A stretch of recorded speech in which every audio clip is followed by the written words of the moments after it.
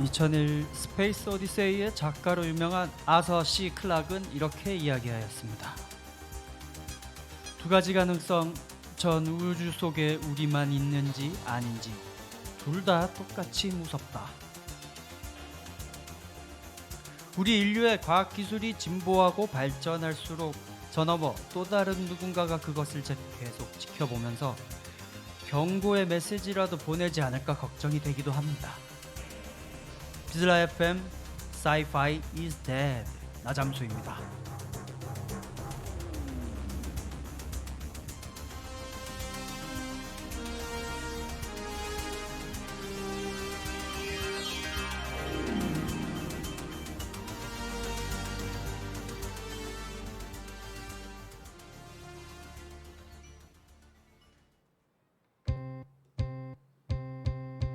스투시 브레인데드 워 들어오세요. 리얼 단난 프랜차이즈 워 들어오세요. 패션 피플 파티 피플 워 들어오세요. 워 들어오세요. 한남동 패션 메카 워 들어오세요.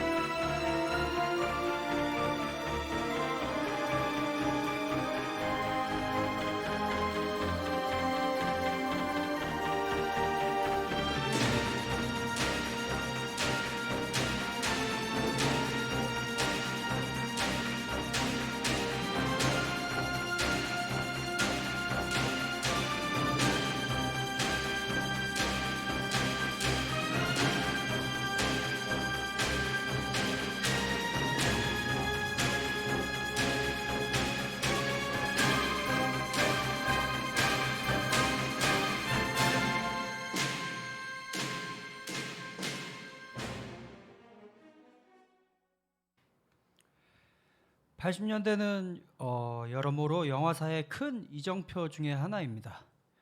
막대한 예산을 들인 블록버스터라는 초대박 흥행 영화들의 시작, 특수효과들의 진일보에 힘입은 SF 영화의 보편, 스티븐 스필버그, 제임스 카메론 등의 영향으로 영화를 보러 가는 문화의 규모도 막대하게 커지던 시기죠. 그러다 보니 어떤 영화들이 히트를 치면 우후죽순으로 아루 영화들이 범람하기도 했습니다. 클리셰와 규격화된 미술, 특수효과들로 장르가 고착화되던 시점에 네덜란드 출신의 영화 감독이 할리우드에 입성하면서 이 틀을 비트는 영화들을 찍어내기 시작했죠. 바로 폴 버호벤 감독입니다. 아시는 분은 아시겠지만 로보캅, 토탈 리콜, 원초적 본능 등으로 유명한 감독이죠. 이전화에도 이야기한 적 있지만 제가 아주 어릴 때부터 아버지 영향으로 만화 영화들보다는 이런 할리우드 SF 영화들을 많이 보고 자랐는데, 그중 또 저에게 시각적 충격을 선사했던 영화 중에 하나가 바로 이 토탈 리콜이었습니다. 제국의 역습보다도 더 역겹고 무섭고 징그러웠던 영화였죠. 블레이드 러너와 마찬가지로 필립 K. 딕의 단편 소설을 원작으로 했지만 워낙 소설 분량이 짧아서 그저 세계관의 주인공 이름 정도만 공유하는 수준의 각색을 거쳐 만들어진 희대의 괴작 영화 토탈 리콜. 워낙 인상적인 장면이 많아 아직도 세계 곳곳에 컬트 팬을 가지고 있는 명작입니다. 제 유년 시절 토탈 리콜에서 각인된 폭력적이고 선정적이고 징그러운 장면들이 저의 정서에 아주 좋은 영향을 끼쳤죠. 그 화성 입국 관리소를 지나는 뚱뚱하고 걷기 힘들어 보이는 아주머니, 갑자기 경련을 일으키면서 같은 말을 반복하며 부르르르 떱니다. 이미 거기서 전 충격을 받았어요. 급기야 얼굴이 양쪽으로 갈라지며 하나씩 열리기 시작하는데 그 속에서 나타나는 주인공 아놀드, 목숨 따위 파리처럼 여기며 총질로 수많은 악당 부하들을 처치하며 화성 반군 속으로 숨어듭니다. 너무너무 충격적이었죠. 이런 장면 외에도 가슴 셋이 달린 매춘부의 유혹, 배신자의 숨겨둔 관절이 하나 더 있는 돌연변이를 일으킨 거죠. 하나 더 있는 팔, 반군 대장 배에 달린 아기 모습의 또 다른 자, 화성 대기에 노출되면서 눈알과 혀가 부풀어 오르는 주인공들의 기괴한 모습, 영화사에 길이 남을 만한 명장면들입니다. 진짜 엽기라고 할 수 있는 그런 장면들인데요. 제가 이런 영화들을 한 초등학교 1학년, 2학년 이럴 때 봤으니까 사실 보면 안 되는 연소자 관람 불가 영화였지만 어쩌다가 저도 어린 나이에 노출되고 말았습니다. 너무너무 충격이었어요. 진짜 징그럽고 그 수많은 그런 특수 효과들이 당시에는 이제 저는 어리니까 그냥 너무 징그러운 장면들이라고만 기억이 됐던 것 같아요. 덕분에 아카데미 특수효과상을 수상했습니다. 여담이지만 제가 지난달 말에 가이드밤 랭귀지라는 전시를 했었는데요. 같이 참여했던 서기원 작가님이 입고 계신 티셔츠가 바로 이 토탈 리콜의 얼굴이 쪼개지는 아주머니 그려져 있는 컬트팬 작가의 머천다이즈였습니다. 너무 반갑고 신기해서 저도 사고 싶다고 했었죠. 제 경험은 토탈 리콜부터 시작되긴 하지만 폴 버호벤 감독의 첫 성공을 알린 작품은 바로 로보캅입니다. 로보캅도 워낙 SF 영화사에서 중요한 위치를 차지하기 때문에 제가 이전에도 계속 조금씩 언급을 했었는데요. 선정적이고 폭력적인 묘사를 우스꽝스러운 사회풍자 블랙 코미디에 버무리고 세련된 연출, 미술과 결합시킨 희대의 명작이죠. 저는 어릴 때는 어빈 커시너가 감독했던 2편만 보았었는데요. 이 또한도 프랭크 밀러라는 폭력의 미학의 대가, 그 프랭크 밀러 하면 이제 그러니까 신시티 아니면은 제국 300 이런 것의 만화의 원작 만화가로 유명했던 사람인데 영화에도 관심이 있어가지고 로보캅 2에 참여했던 걸로 제가 알고 있습니다. 그런 프랭크 밀러가 공동 연출한 덕에 1편의 블랙 코미디와 폭력성은 잘 이어받았다고 평가되긴 하는데요. 성인이 돼서 제가 1편을 제대로 보게 되면서 역시 1편만의 혁명적인 시퀀스에 감동하였습니다. 특히 주인공 머피가 악당들에 의해 잔인하게 살해되고 응급실로 옮겨져 로보캅으로 부활하는 데까지의 그 시퀀스, 1인칭과 3인칭을 넘나드는 그 박진감 넘치는 시퀀스는 이후에 수많은 타 장르 영화에까지 영향을 줄 정도로 세련되고 혁신적이었죠. 또한 등장하는 메카닉 디자인 중 로보캅을 제외한 다른 것들은 이후 수많은 SF 작품에 영향을 주게 됩니다. 대표적으로 이제 두 다리로 걷는 로보캅 그 병기가 또 있었는데 ED-209라고 하는 로봇이었어요. 이것의 디자인은 이후에 스타크래프트라는 게임의 골리앗 그리고 메탈 기어 시리즈에 등장하는 로봇들에 큰 영향을 주게 됩니다. 이런 세련미와 그로테스크한 폭력성, 얼토당토하지 않은 남녀의 혼욕신 등 영화 자체가 주는 극단적인 자본주의에 대한 비판의식 외에도 다양한 요소가 잘 버무려져서 요즘은 나오기 힘든 복잡하고도 명료한 폭력 영화를 만들어냅니다. 로보캅 주제곡 중에 하나 듣고 가시겠습니다.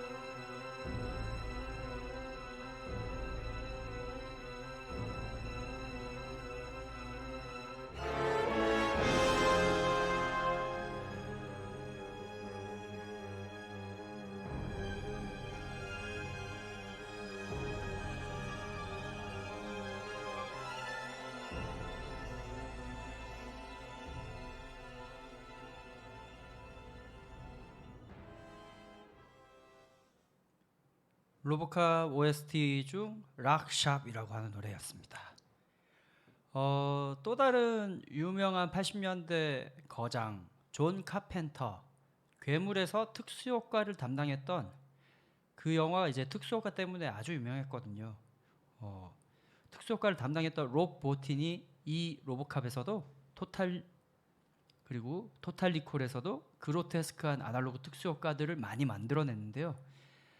80년대 폭력 고어 영화들이 한결같은 스타일을 가지고 있는 것도 이들의 역량이 아니라고 할 수 없겠네요. 고어 특수 효과들을 생각해 보면 여러 가지 명감독들이 떠오릅니다. 일단 파리로 변해가면서 점점 인간성을 상실해가는 영화 플라이의 데이빗 크로넨버그, 그리고 지금은 스파이더맨으로 유명하지만 스파이더맨 영화 장면에서조차 점프 스퀘어 같은 기법들을 활용해서 공포감 연출이 이미 있었고, 그 근본에는 코믹 호러의 바이블 이블 데드를 찍었던 샘 레이미, 그리고 반지의 제왕으로 유명하지만 그의 시작은 조각난 시체들이 춤을 추며 얼토당토 않는 호러 고어의 매니악 피터 잭슨.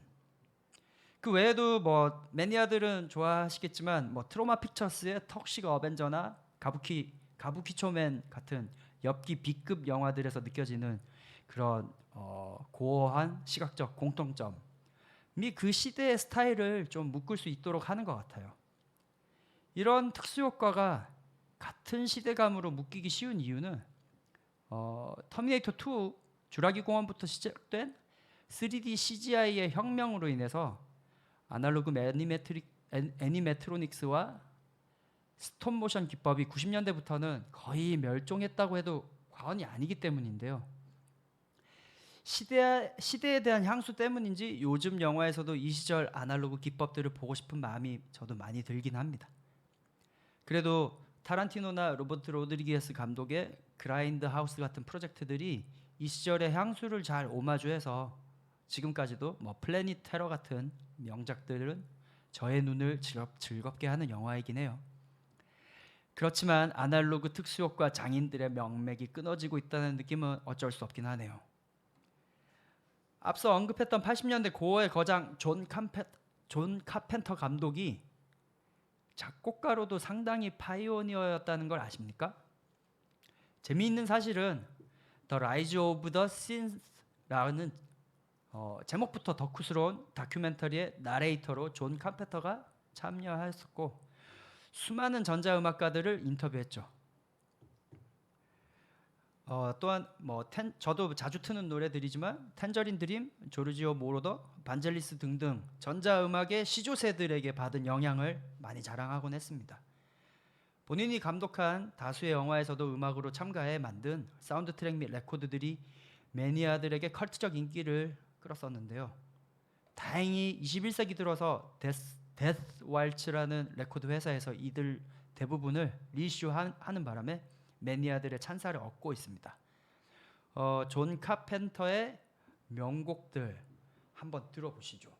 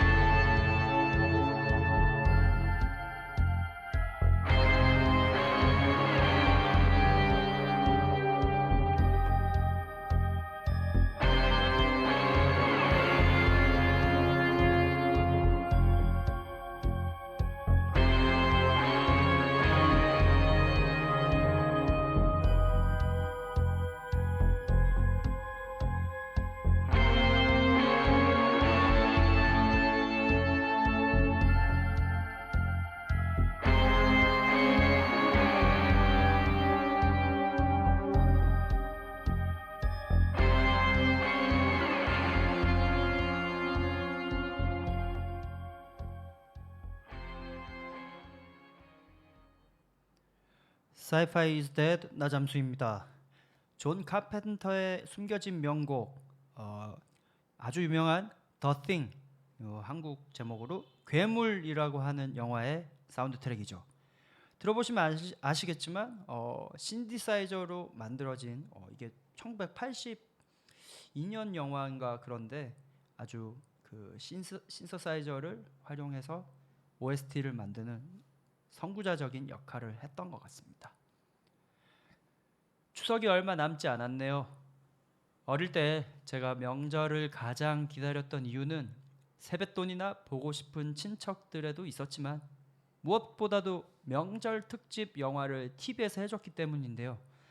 비디오로도 여러 번 빌려보고 했던 영화들을 다시 보는데도 어찌나 재미있는지 그 시간만 오길 간절히 기다렸던 기억이 납니다. 요즘에 수많은 영상 매체들의 범람 속에 이런 영화 감상의 특별함이 없어졌는데 언젠가는 다시 영화 매체의 특별함이 생기길 기대해 봅니다. 그들이 온다. 기다려 왔다.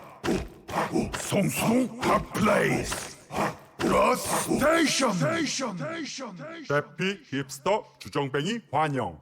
주차는 안 돼요.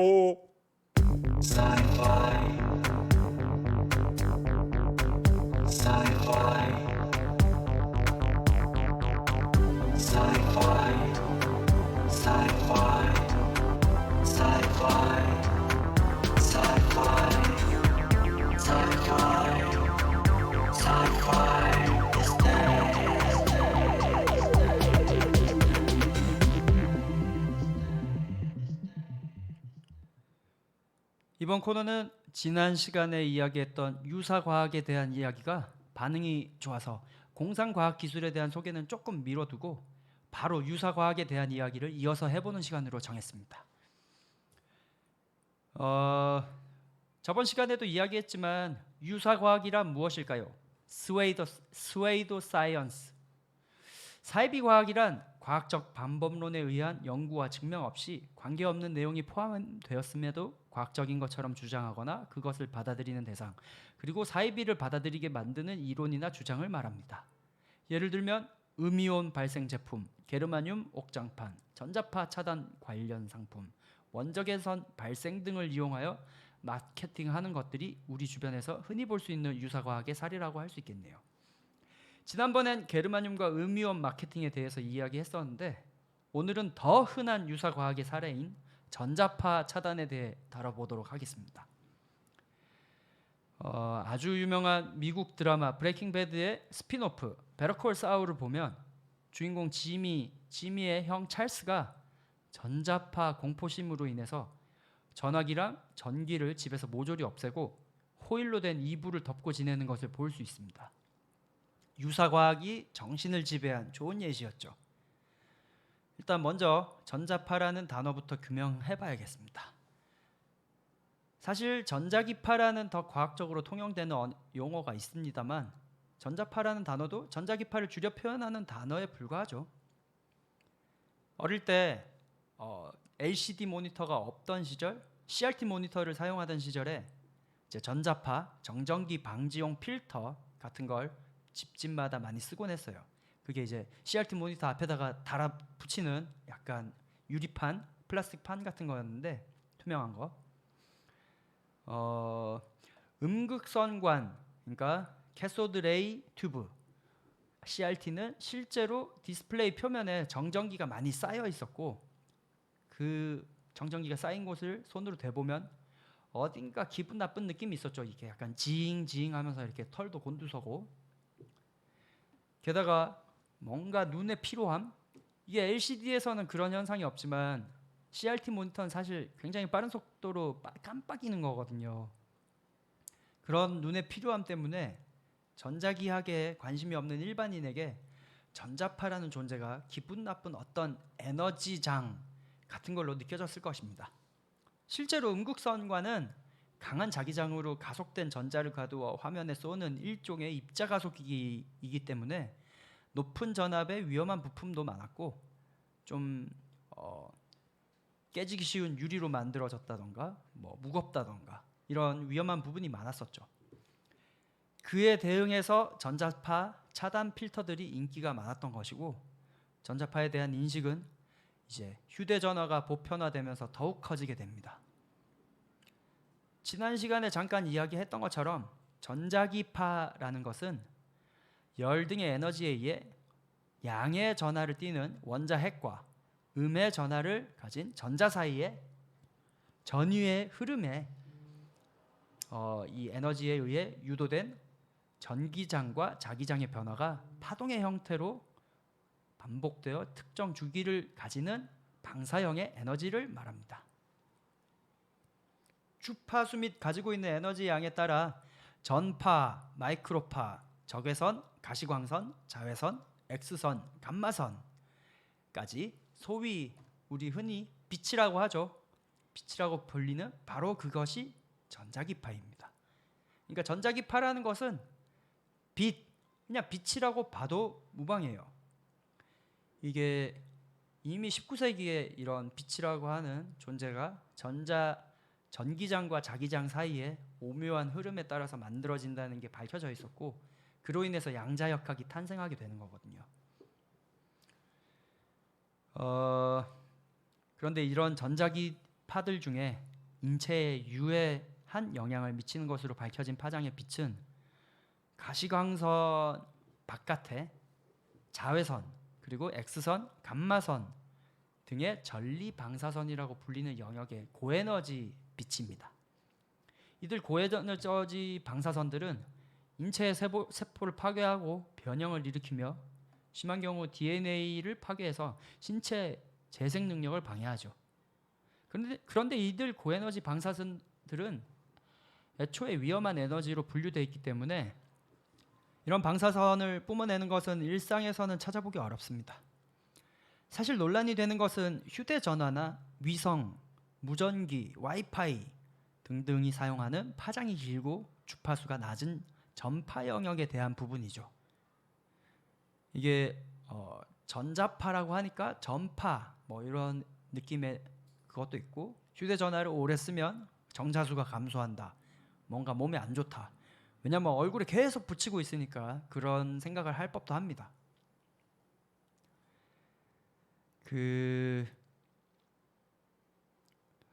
기술이 발전하고 휴대전화가 1인당 하나 정도로 급속도로 보급되면서 이렇게 많은 전파가 우리 주변을 차지하고 있다는 생각이 전자파에 대한 공포를 만든 것이죠.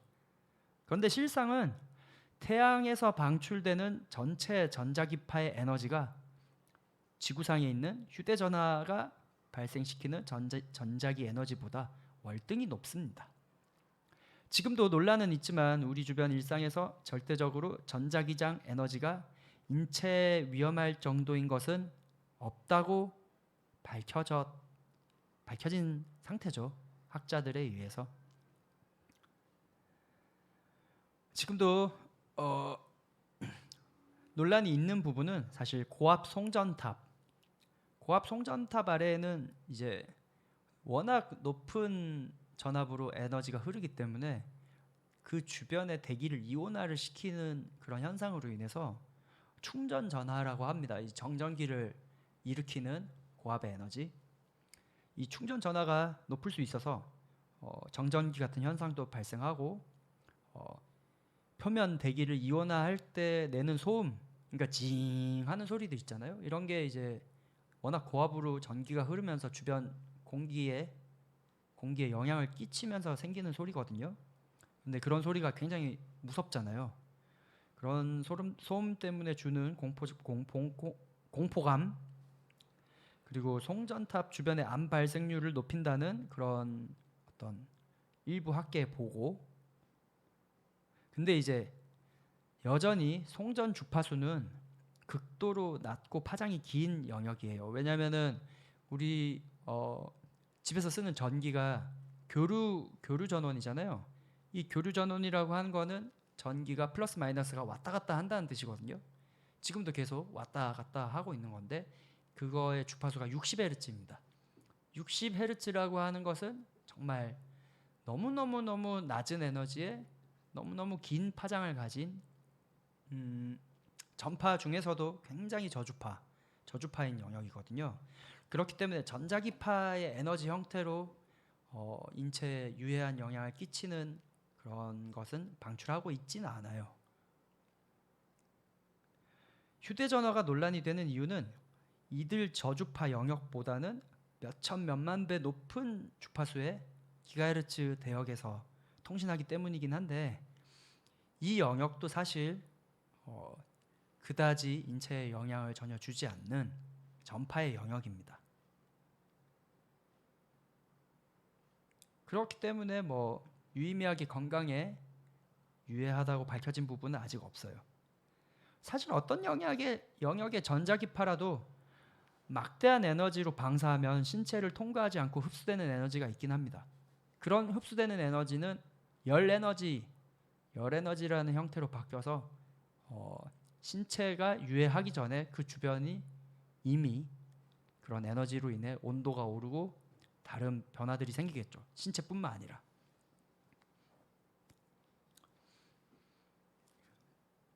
순수 전자파가 일상의 빛보다 더 해롭다라는 근거는 되지 못하는 것입니다. 이런 사람들의 막연한 공포심을 이용한 마케팅이 바로 유사과학의 해로운 점인데요. 전자파 차단 제품도 마찬가지입니다. 완벽하게 전자기파를 차단시키는 방법은 물로 채워진 수조 속에 들어가는 거예요. 이 물이 전자기파를 많이 흡수하거든요. 물론 물은 다 흡수하는 건 아니고 물이 투명하잖아요. 투명하다는 뜻은 가시광선의 영역은 많이 통과시킨다는 뜻이기도 하거든요.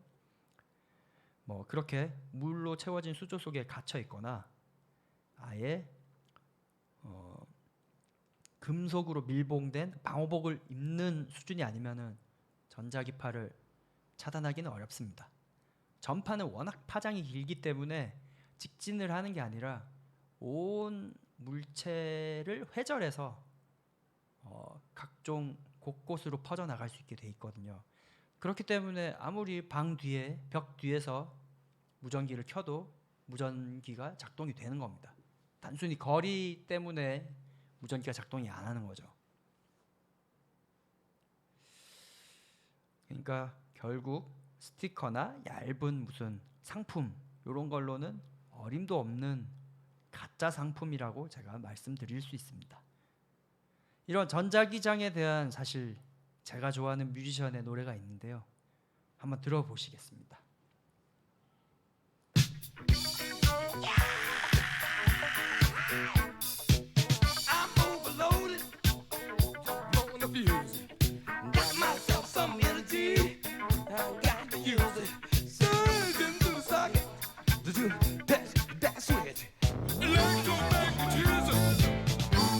Electromagnetic child, and I've been my electric father to revive it.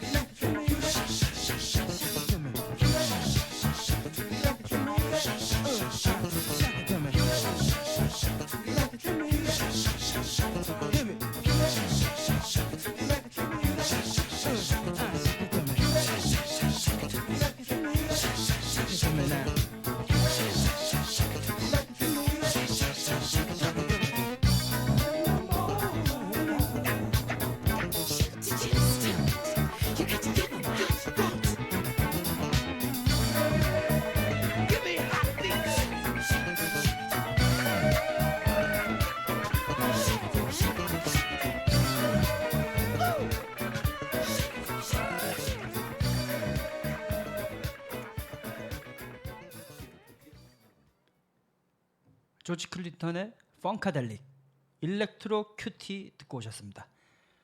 전자기장 같은 단어들을 막 남발하면서 일렉트로 큐티에 대해 계속 외치는 그런 펑크곡이죠.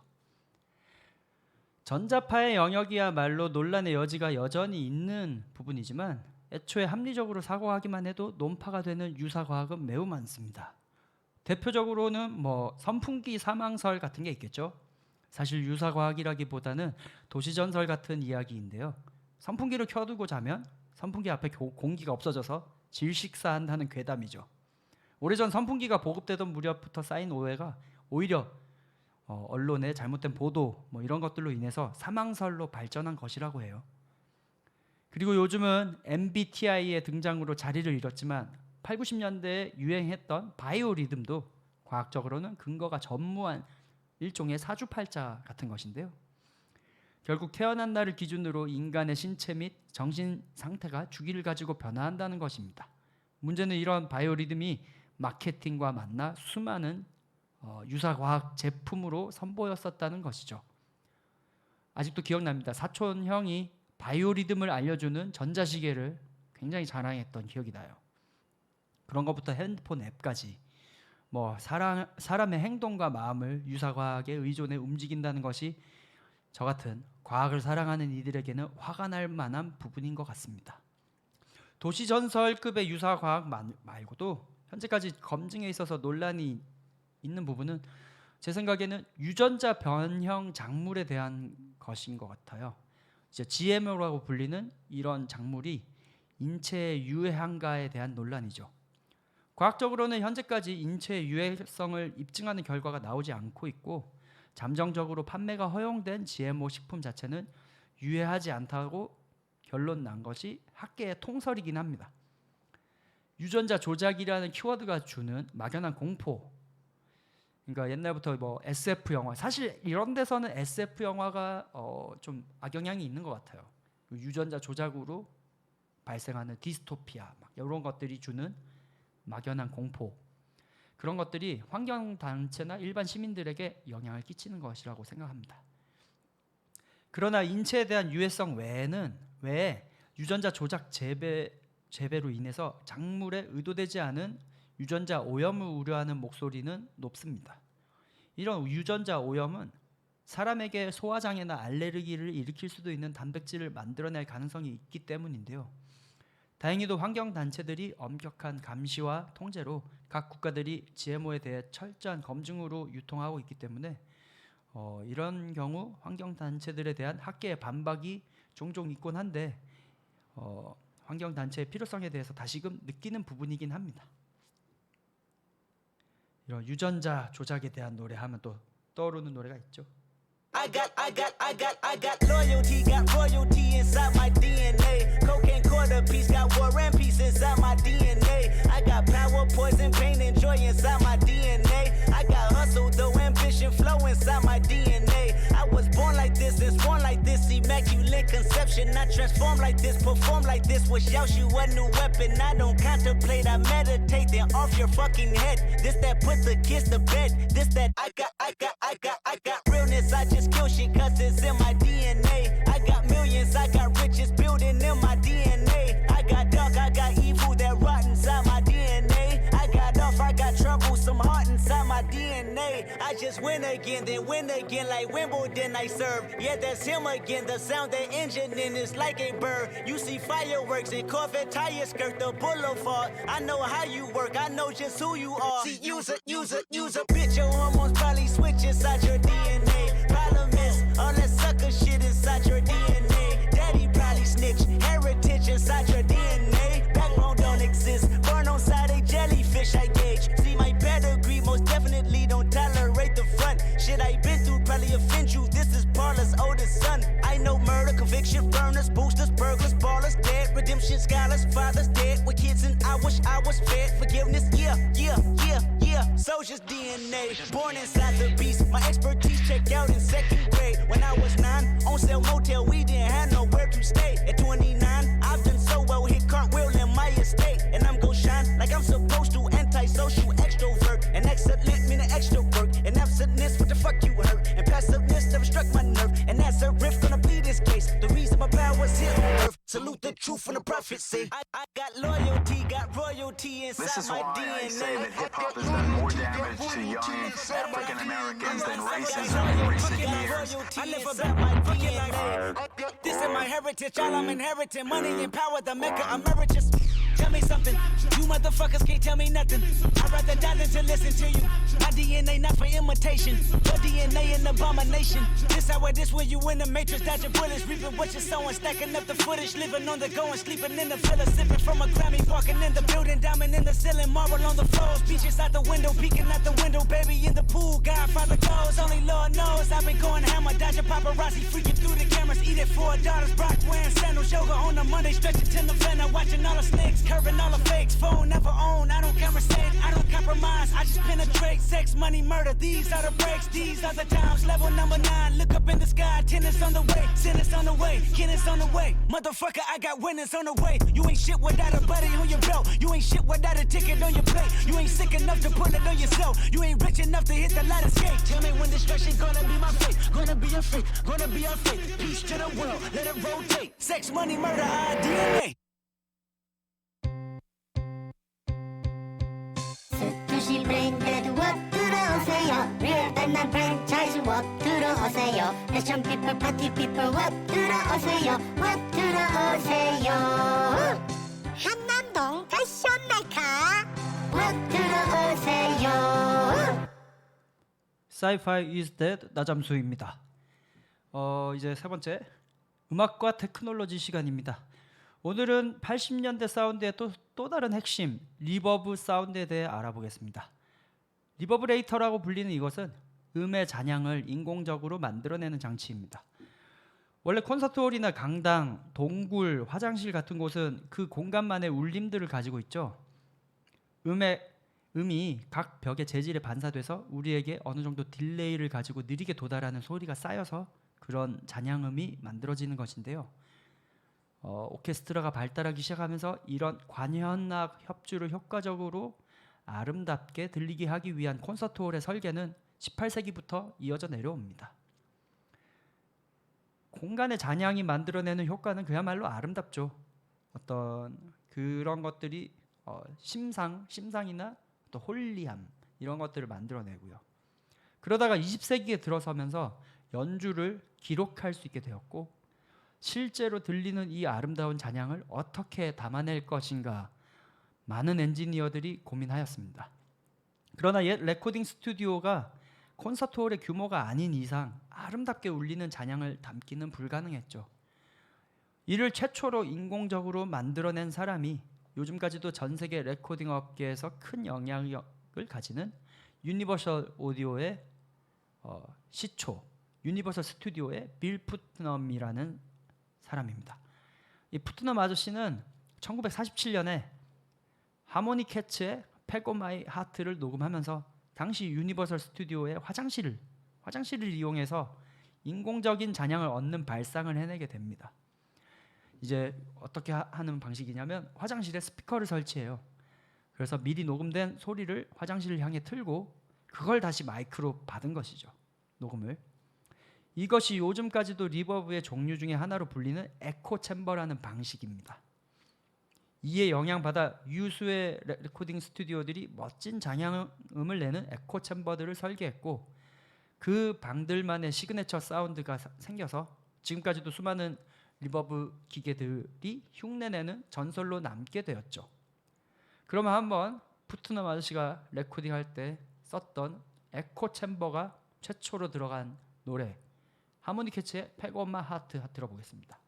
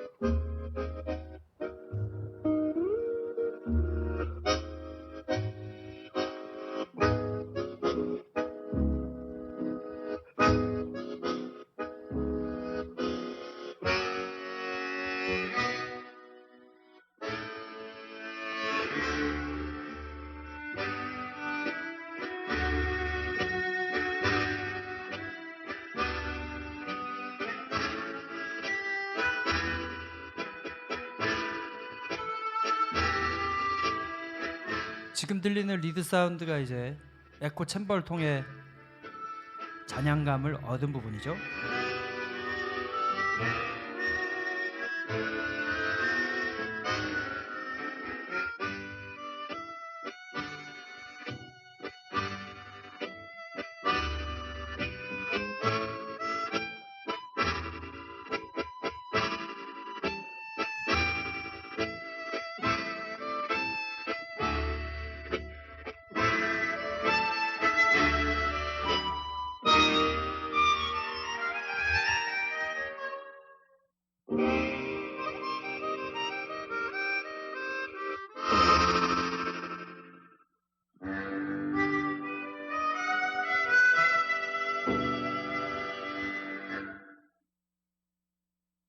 정말로 리버브의 시초가 어떻게 사운드가 생겨났는지를 생생하게 들을 수 있는 좋은 예시였습니다. 그런데 이런 에코 챔버들은 결국 실제 건물과 공간의 제작으로만 얻을 수 있었기 때문에 공간에 덜 구애받는 인공적인 기계 장치가 개발되었죠. 1957년 독일의 EMT에서 135이라고 하는 리버브 머신을 최초로 상업적으로 출시합니다. 이것이 바로 플레이트 리버브라고 불리는 것이에요. 철제 프레임을 목재로 둘러싼 케이스 안에 스프링으로 팽팽하게 당겨진 아주 얇은 금속판이 진동 장치와 지분용 픽업에 연결되어 있는 그런 기계였습니다. 즉 사운드를 철판에 연결된 진동하는 일종의 스피커로 보내면 철판이 진동하면서 울리게 되고, 반대편에 연결된 지분 장치로 잔향음들이 들어오게 되는 그런 장비였죠. 거의 300kg 정도 나가는 거대한 장비이긴 했지만 그래도 방을 직접 만들진 않아도 되니까 공간의 제약에서 벗어나게 됩니다. 그리고 아주 특별한 기능이 있었는데요. 이 모터로 동작되는 철판의 진동 억제, 그러니까 일종의 댐핑 장치라고 하는데 한국말로 하면은 뮤트라고 봐야겠죠. 피아노에도 뮤트가 있잖아요. 뮤트 페달. 그런 것처럼 그걸 모터로 동작하게 해서 리버브 잔향의 길이를 조절할 수 있게 했다는 게 엄청나게 혁명이었습니다. 그러니까 EMT130이라는 플레이트 리버브는 처음으로 스튜디오에서 뮤지션이나 프로듀서가 원하는 잔향음이라는 것을 인공적으로 제작할 수 있는 기계였던 거죠. 사실 에코 챔버는 잔향음의 길이를 인위적으로 조절하는 게 아예 불가능하죠. 그냥 잔향음 길이별로 방을 여러 개를 만들어야 되잖아요. 그에 비해서 EMT130은 음악의 의도에 따라서 길이를 조절할 수 있었으니 얼마나 유용했을지, 혁명적이었을 거라고 생각합니다. 이런 EMT140을 활용한 노래, 핑크 플로이드의 타임이라는 노래 들으면서 EMT140의 사운드를 한번 느껴보시죠.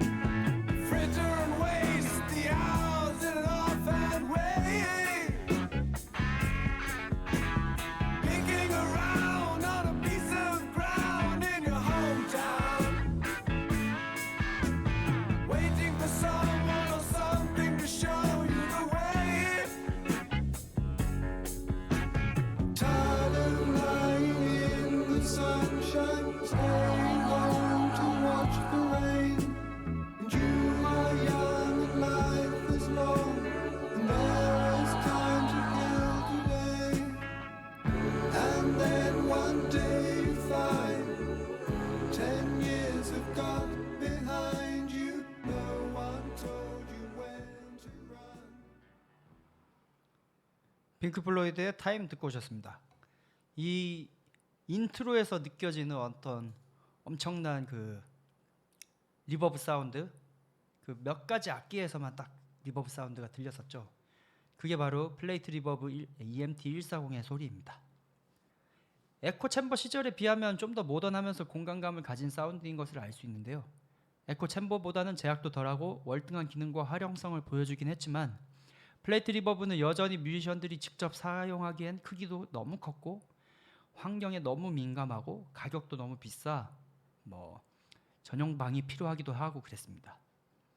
그 레코딩 스튜디오 전설 중에 여러 전설 중에는 아무런 녹음도 진행하지 않고 있는데 갑자기 폭발하는 소리가 나서 놀라서 살펴보니까 플레이트 리버브 사이로 쥐가 지나가더라 같은 일화들이 전해집니다. 그게 철판 사이로 쥐가 지나가면서 폭발음을 일으킨 거예요. 여전히 비싸고 거대하고 민감한 장비였던 플레이트 리버브를 대체할 작은 물건이 필요했습니다. 그것은 바로 스프링 리버브의 개발로 이어집니다. 플레이트보다 훨씬 작지만 대신 팽팽한 정도를 조절할 수 있는 텐션의 스프링으로 연결된 컴팩트한 장비였죠. 처음에는 하몬드 오르간 같은 데 달려 나오는 기능으로 등장했지만 곧 별도로 사용할 수 있는 스프링 리버브로 출시되었습니다. 이를 본 기타로 유명한 펜더사, 요즘도 펜더 기타 많이들 쓰죠. 펜더사에서 스프링 리버브를 기타 앰프에 아예 설치하여 발매하여 큰 인기를 끌게 되었는데요. 오늘날까지도 수많은 기타리스트들이 공연장에 요청한 장비인 트윈 리버브가 그것들 중 하나였죠. 죄송합니다. 지금 주차 때문에 전화가 오는 것 같은데요.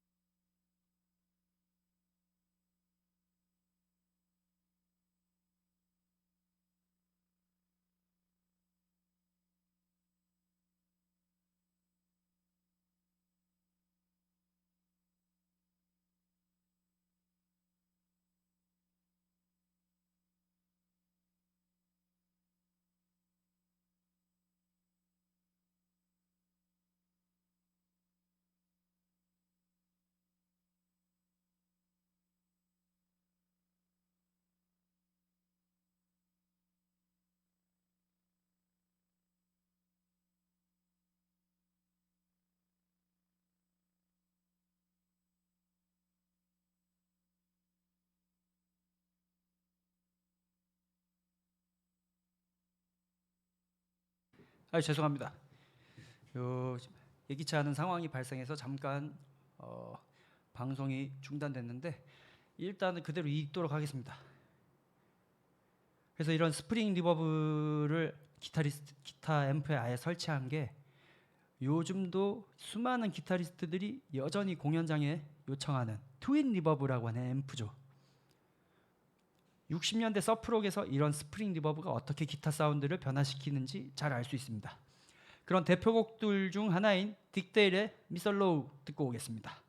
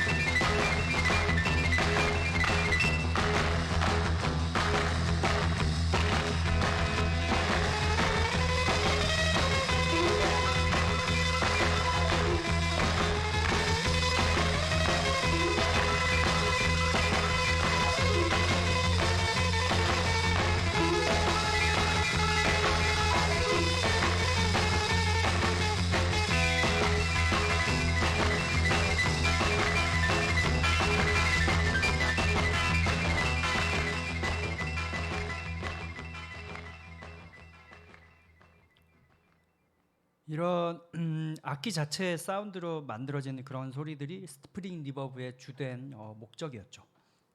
그런데 이런 스프링 장치들은 크기가 너무 작고 사운드도 얇아서 띠리링 하는 소리가 두드러지게 들리는 등 기타에는 어울려도 믹싱을 하는 엔지니어들에게는 잘 선택받지 못했습니다. 그리하여 출시된 것이 스프링의 크기를 훨씬 크게 하고 여러 가지 기능을 담은 AKG사의 BX20 필터였습니다. 오늘날까지도 빈티지 시장에서 인기 있는 기계이죠. 여전히 아날로그 기계식 리버브레이터들은 한계가 있었습니다. 그러던 와중 1976년 EMT에서 레전더리 140 플레이트 리버브를 당시에 급속도로 발전 중이던 컴퓨터 기술에 힘입어 250이라고 하는 디지털 리버브로 재현시킵니다. 이것은 엄청난 혁명이었고 이 하나의 기계에서 리버브뿐만 아니라 코러스, 페이저, 딜레이까지 만들 수 있도록 하였습니다. 좀 더 쉽게 싸게 정교한 사운드의 리버브를 이제 보편적으로 사용할 수 있게 된 것이죠. 곧 더 저렴하게 더 많은 기능과 정교한 알고리즘을 담은 디지털 리버브들이 경쟁적으로 등장하게 됩니다. 그중 유명한 것이 AMS사의 RMX16 리버브이죠.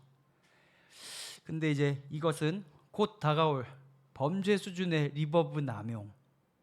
사실 지금 와서는 추억의 레트로 사운드가 돼버리긴 했지만요. 이런 리버브 남용의 시대를 열게 됩니다. 제가 아까 말했던 80년대를 상징하는 사운드가 바로 이 RMX16으로부터 시작된 파워드럼 사운드죠. 필 콜린스를 필두로 당시 폴리포닉 신서사이저의 대중화와 함께 80년대 사운드를 잠식하였던 게이트 리버브 사운드의 헬게이트가 RMX16으로 열리게 됩니다. 지금 현재 수많은 대중음악에서 트랩 리듬과 사운드의 흔적을 찾을 수 있는 것처럼 당시엔 신스패드와 게이트 리버브로 떡칠된 드럼 사운드가 미친 듯이 유행하였습니다. 빌 콜린스의 인디에어 투나잇이 초대박을 치면서 우후죽순 RMX16의 논 린 투 프리셋 사운드의 시대로 진입합니다.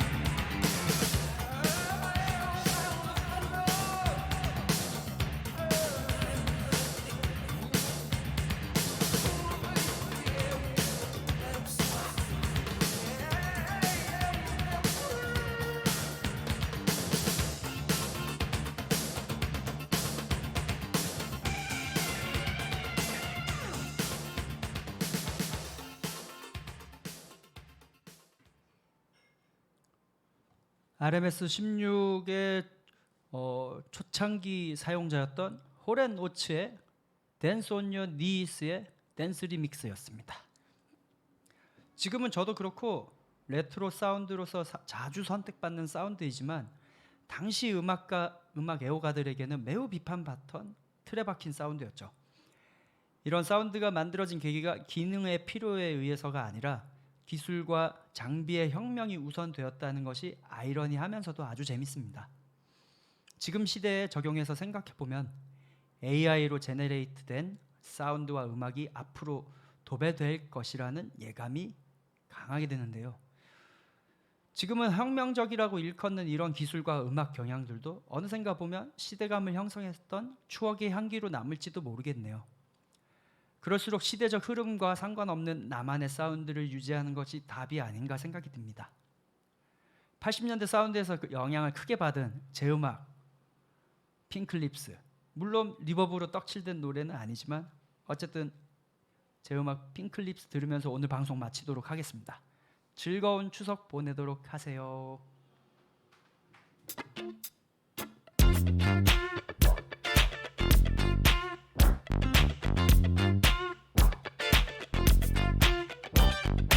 어서 와 밖은 축제 좀 녹이고 갈래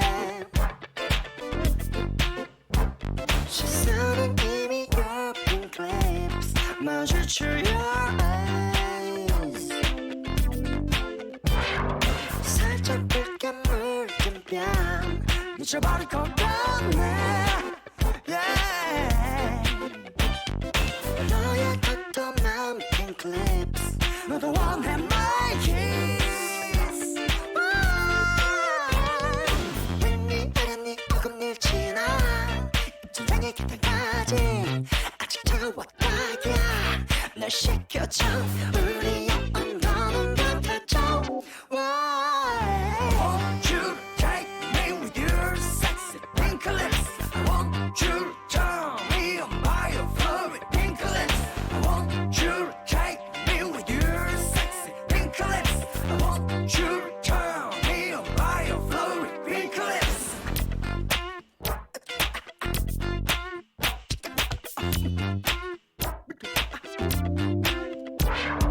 여기저기 dress up pink lips 너무 간지러워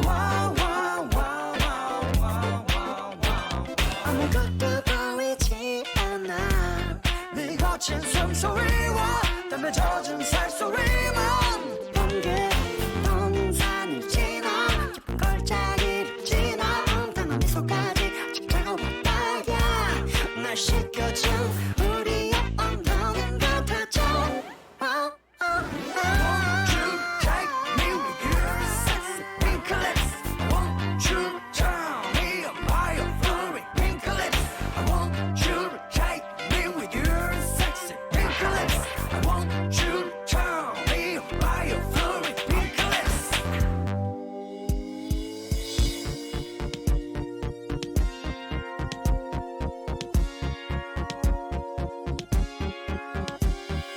Pink lips, pink lips, pink lips, pink lips, pink lips, pink lips.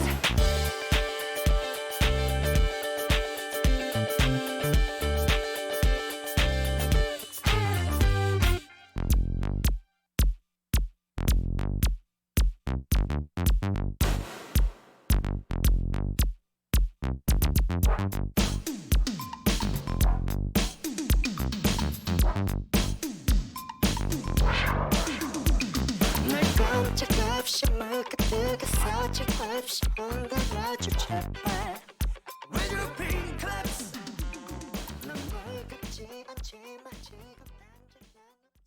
당장 그들이 온다. 기다려 왔다.